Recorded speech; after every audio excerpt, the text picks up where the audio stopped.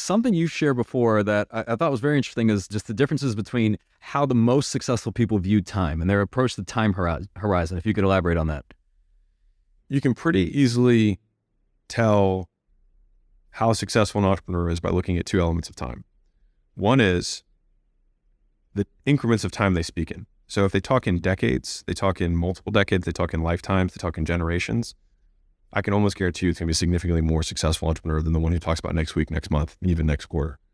And it's such a small thing, but it's pervasive. Like you can hear it in conversation. You can immediately know, oh, this guy's only doing this much, because the only way to do really big things is to think on a much longer time horizon. The second component is how they manage the micro, which is if you look at someone's calendar and how they allocate their most scarce resource, which is time, you can see where they're going to be in 6 or 12 months.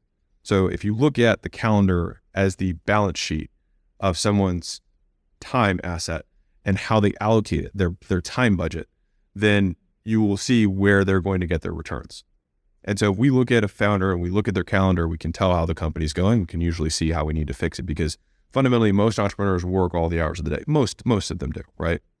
And so if they're not making the amount of money that they want to make, it's because they're doing the wrong stuff. And that's usually the biggest issue. And they think they need to work harder, but they've already maxed out their hours, which means fundamentally they're wrong. They're seeing a distorted reality. They think this is going to work and it is not. Are there particular things that you see? I mean, just even looking like at an entrepreneur's calendar where you're like, okay, well that, you can tell right away, okay, this is not optimized or the focus isn't in the right place. Like what types of things stick out?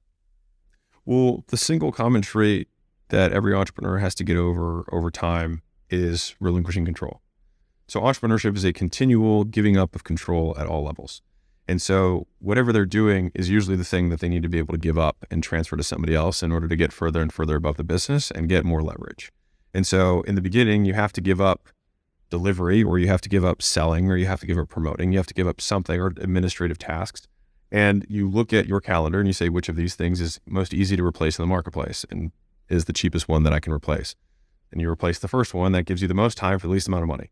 And then you're like, great, now I should fill my time up with the thing that makes me more money. And fundamentally, that is the game, is you just continue to trade up the time until you have bought all of your time back. And then you can just do all the highest level leverage activities. And leverage just being defined as getting more for what you put in. Yeah. Now this is a concept that I think when people hear it, they probably will nod along. And yet, you and I both know this. I think so many entrepreneurs struggle with it and struggle with that relinquishment of control. No one can do it as well as they can. No one can do it, quite the way they do. What's the answer there? Like, how do you get somebody to the point where they actually start doing it? Confrontation. This is why you're poor.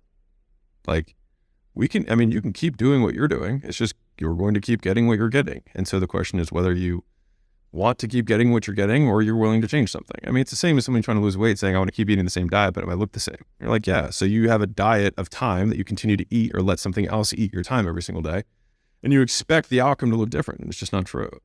And so I think just a very logical breakdown where someone just you have to confront it. You have to confront reality. And a lot of entrepreneurs are delusional. Want me to edit your YouTube or TikTok videos and go viral? Click the link in my description or in my bio for my video editing services.